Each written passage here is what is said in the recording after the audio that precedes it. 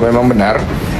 Jadi kalau saya nggak salah pada tanggal 30 Agustus sebelum rumah Ahmad Sahroni dijarah, itu saya tanggal 29-nya sore itu memang bertemu dengan Ahmad Sahroni di rumahnya. Waktu itu saya yang menghubungi beliau. Saya belum pernah kenal Ahmad Sahroni.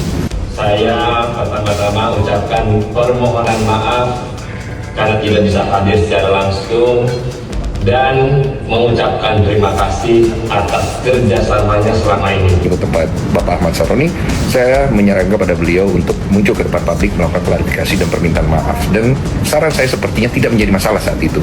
Dan saat saya menunggu jawaban beliau, sayangnya esoknya 30 Agustus, rumah beliau sudah dijarah. Akhirnya muncul.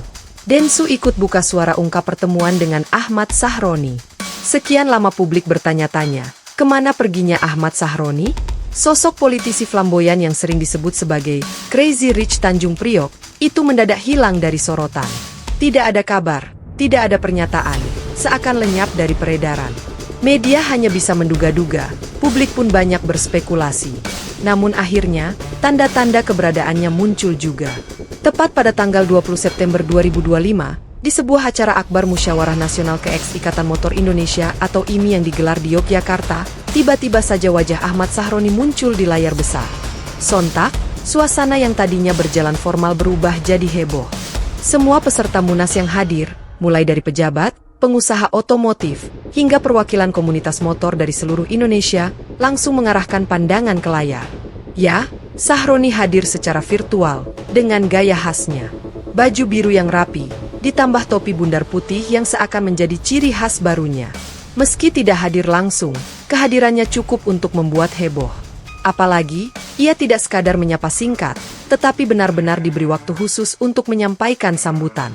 Banyak yang bertanya-tanya, mengapa baru sekarang? Mengapa mendadak muncul di acara ini?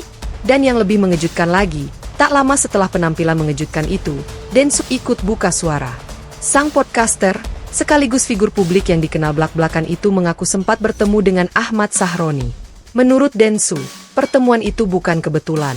Katanya, ia dan Sahroni sudah lama berkomunikasi, meski tidak diungkap ke publik. Densu bahkan menyebut, ada pembicaraan serius yang terjadi di balik layar.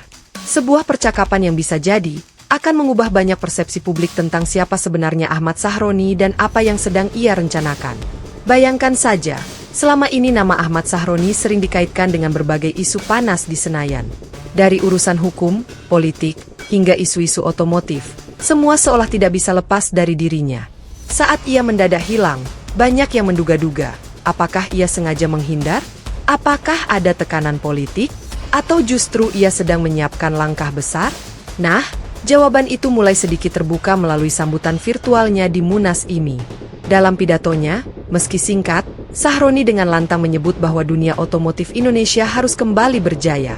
Ia menyinggung soal pentingnya regenerasi dalam kepemimpinan organisasi, serta perlunya dukungan penuh dari pemerintah untuk mengembangkan industri kendaraan listrik. Kalimat-kalimatnya terdengar seperti kode. Seakan-akan ia sedang memberi pesan bahwa dirinya masih ada, masih diperhitungkan, dan belum habis. Publik pun makin panas ketika Densu, lewat podcast terbarunya, mengaku sempat bertemu langsung dengan Sahroni setelah acara itu. Pertemuan tersebut, kata Densu, berlangsung santai namun syarat makna. Dalam podcastnya, Densu tidak mengungkap detail isi pembicaraan, tapi cukup memberi clue yang bikin netizen makin penasaran.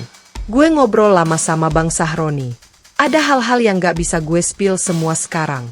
Tapi yang jelas, beliau lagi siapin sesuatu yang gede banget, kata Densu. Kalimat itu langsung meledak di media sosial. Netizen langsung berspekulasi, apa yang sedang disiapkan Sahroni? Apakah ini soal comeback politik? Atau justru langkah besar di dunia otomotif nasional? Kalau menilik rekam jejaknya, Ahmad Sahroni memang bukan orang sembarangan di dunia otomotif. Sebagai ketua umum IMI periode sebelumnya, ia dikenal sering menggelar event-event besar, mendatangkan nama-nama internasional, dan membangun jaringan global. Bahkan banyak yang bilang, kalau bukan karena pengaruh Sahroni, sulit membayangkan event balap internasional bisa digelar di Indonesia dengan skala sebesar itu.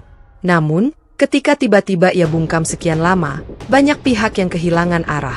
Kini, dengan kemunculannya di Munas IMI plus bocoran dari Densu, publik merasa seperti menemukan puzzle yang mulai tersusun.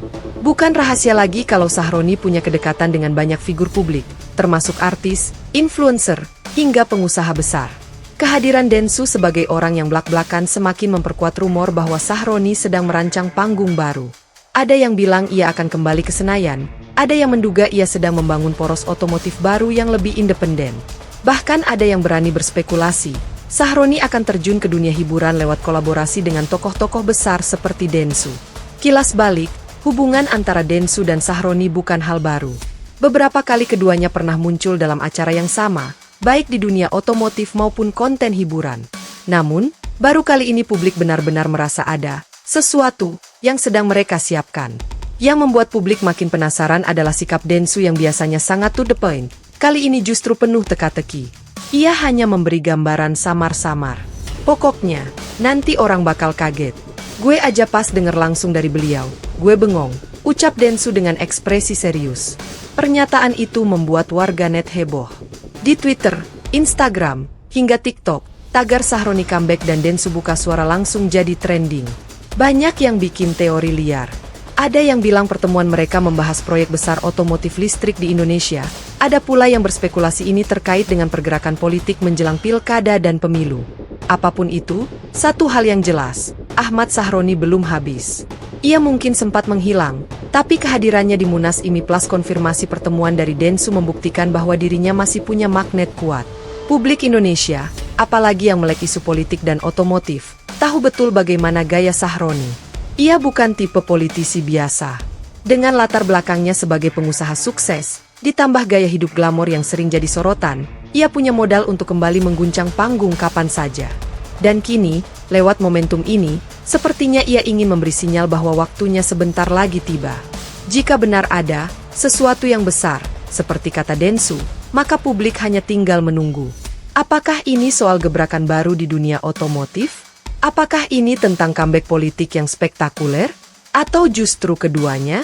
Yang jelas, publik sudah dibuat menunggu dengan rasa penasaran yang luar biasa. Seakan-akan, keheningan Sahroni selama ini hanyalah bagian dari strategi besar, menghilang sejenak untuk kembali dengan ledakan yang lebih besar.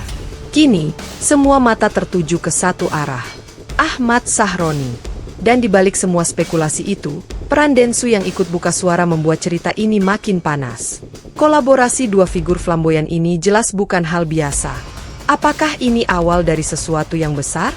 Ataukah sekadar percikan kecil yang sengaja dibesar-besarkan?